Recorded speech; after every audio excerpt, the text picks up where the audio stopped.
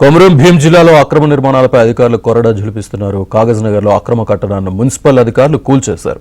Petrol pump ఏరియాలో నాలాను కబ్జా చేసి నిర్మిస్తున్న ప్రైవేట్ పాఠశాలను కూల్చివేశారు. భారీ బందోబస్తు మధ్య కూల్చివేతలు కొనసాగుతున్నాయి.